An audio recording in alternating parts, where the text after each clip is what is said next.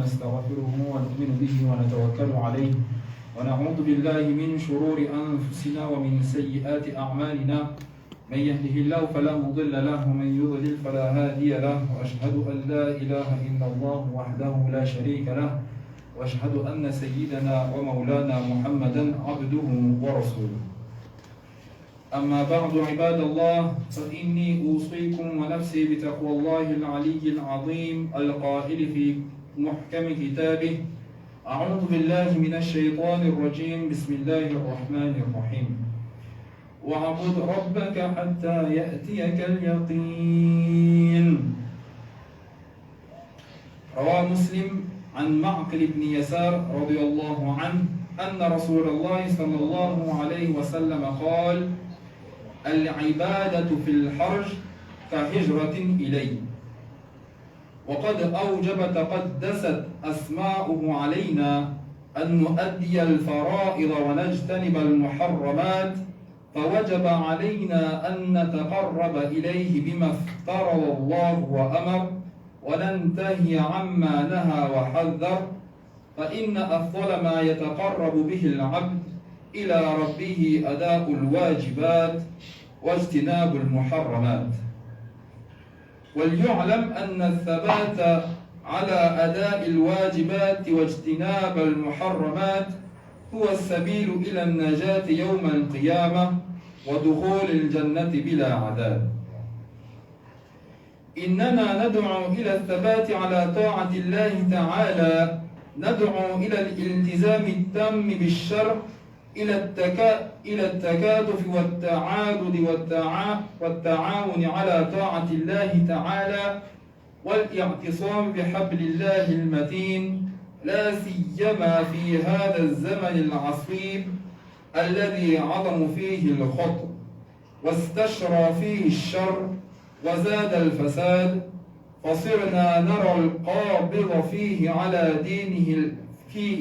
دينه كالقابض على جمر، وكلكم يسمع ويرى واقع البلاد والعباد. وإذا كان أمر هكذا فإننا ننصح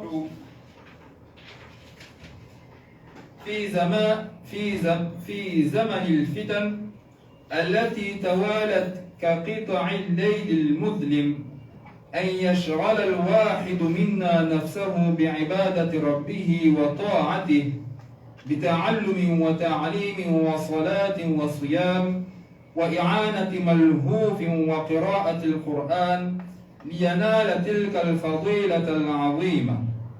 ويدل على عظيم فضل هذه العبادة حديث رسول الله صلى الله عليه وسلم: العبادة في الحرج كهجرة إليه.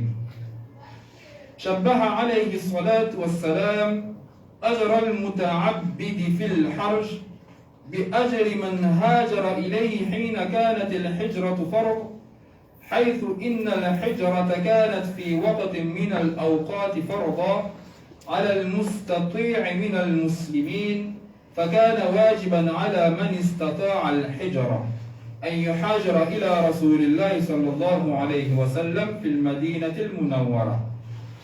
ثم نسخ هذا الحكم بعدما فتح رسول الله صلى الله عليه وسلم مكة المكرمة، أي لم تعد الهجرة بعد ذلك فرضا، فمن اشتغل بالعبادة في الحرج كان له أجر يشبه أجر المهاجر في سبيل الله إلى رسول الله صلى الله عليه وسلم.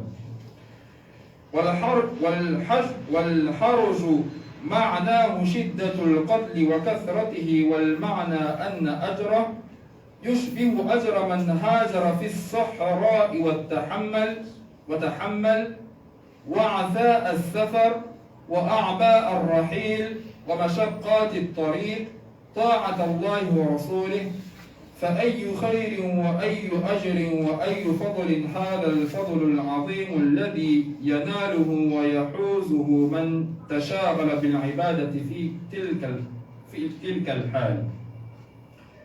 وقد خاطب الله تعالى رسوله وحبيبه النبي المصطفى صلى الله عليه وسلم فقال: واعبد ربك حتى يأتيك اليقين أي دم على عبادة ربك اللطيف الكريم الرحيم حتى يأتيك اليقين واليقين هنا الموت لأن العلم بوقوع الموت يقين لا يمتري فيه عاقل والمعنى اشتغل بالعبادة ما دمت حيا طالما أنت في مدة الدنيا فاشغل نفسك بالعبادة وإن نزل بك خطب أو اشتدت بك النوائب فأرح نفسك بالصلاة فإنها أفضل العبادة بعد الإيمان بالله ورسوله. هذا وأستغفر الله لي ولكم.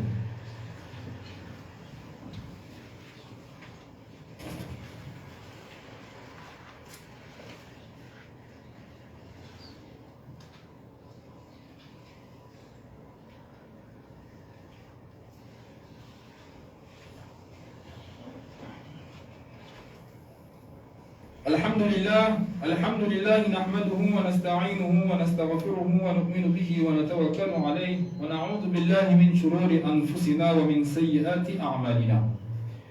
Esclaves d'Allah, je vous recommande ainsi qu'à moi-même de faire preuve de piété à l'égard de Allah subhanahu wa ta'ala al-Ali al-Azim, lui qui dit dans son livre qui ne comporte pas de contradiction, dans la sourate Al-Hijr, ce qui signifie persévère sur l'adoration de ton Seigneur jusqu'à ce que vienne à toi la mort.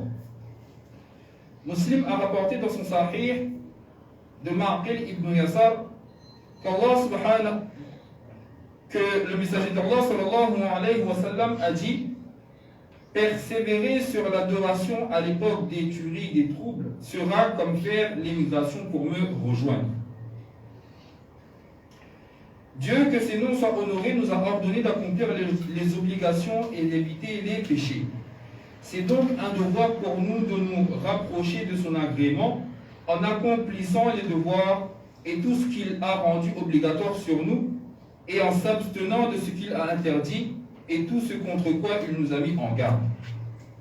Que l'on sache que la persévérance à accomplir les obligations et à abandonner les péchés et la voie pour être sauf au jour du jugement et pour entrer au paradis sans aucun châtiment.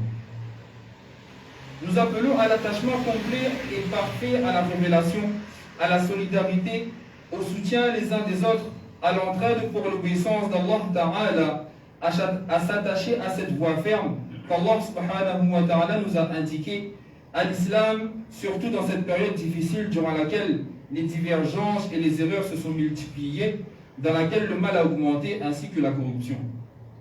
Nous constatons dans cette époque que celui qui s'attache à sa religion est comme quelqu'un qui tiendrait dans sa main un charbon ardent. Vous avez tous entendu parler ou constaté de visu la réalité des pays et des populations. S'il en est ainsi, alors nous recommandons en ces temps où les troubles se succèdent, comme des pans de nuit obscurs, que chacun d'entre nous se consacre à l'adoration de son Seigneur et à lui obéir, à apprendre par transmission et à enseigner, à faire des prières et des jeûnes, à venir en aide aux démunis et à réciter le Coran afin d'obtenir cette grâce éminente. Et ce qui indique l'éminence du mérite de ces adorations, c'est le hadith du messager d'Allah sallallahu alayhi wa sallam qui signifie persévérer sur l'adoration à l'époque des tueries sera comme faire l'émigration pour me rejoindre.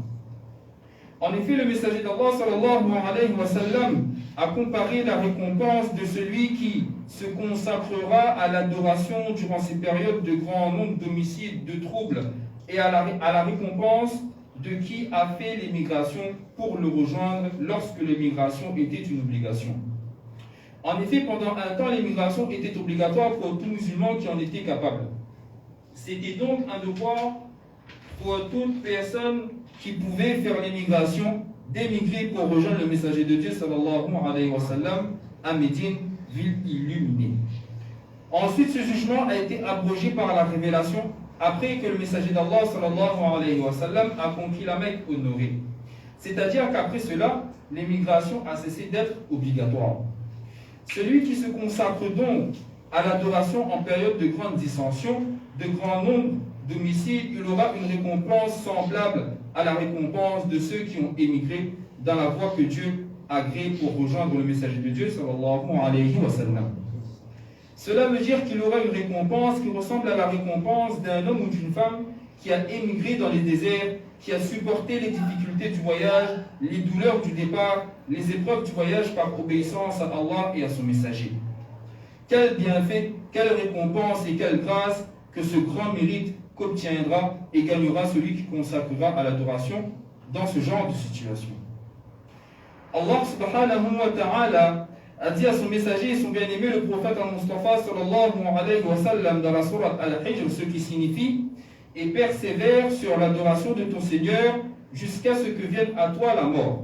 C'est-à-dire, persévère à adorer Allah subhanahu wa ta'ala, celui qui sait les choses cachées, celui qui accorde beaucoup de grâce, celui qui accorde beaucoup de miséricorde aux croyants, jusqu'à ce qu'il vienne al-yaqin, à savoir la certitude, et al-yaqin, ici, ça veut dire la mort.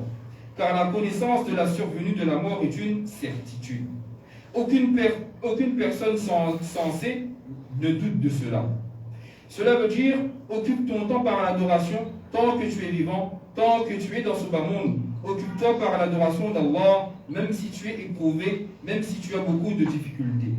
Alors soulage-toi par la prière, car la prière est la meilleure des adorations après la croyance en Allah et en son messager. Qu'Allah subhanahu wa ta'ala nous accorde à tous le tawfiq de comprendre ces quelques paroles, de les mettre en pratique et de les propager. Amin ya rabbal alamin.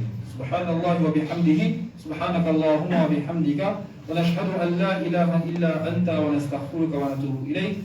Bismillahir rahmanir rahim, ya Allah ya Rahman ya Rahim. يا حي يا قيوم برحمتك نستغيث اللهم لك الحمد كله ولك الشكر كله اللهم صل على سيدنا محمد وعلى آل سيدنا محمد وبارك وسلم اللهم أنت السلام ومنك السلام تباركت يا ذا الجلال والإكرام اللهم اغفر لي وللمؤمنين والمؤمنات والمسلمين والمسلمات الأحياء منهم والأموات برحمتك يا أرحم الراحمين اللهم إنا نعوذ بك من البغل ونعوذ بك من الجبن ونعوذ بك من أن أريد إلى أرذل العمر ونعوذ بك من فتنة المسيح الدجال ونعوذ بك من فتنة الدنيا وعذاب القبر وعذاب الآخرة إن الله وملائكته يصلون على النبي يا أيها الذين آمنوا صلوا عليه وسلموا تسليما اللهم صل على سيدنا محمد وعلى آل سيدنا محمد وبارك وسلم بفضل سبحان ربك رب العزة عما يصفون وسلام على المرسلين والحمد لله رب العالمين آمين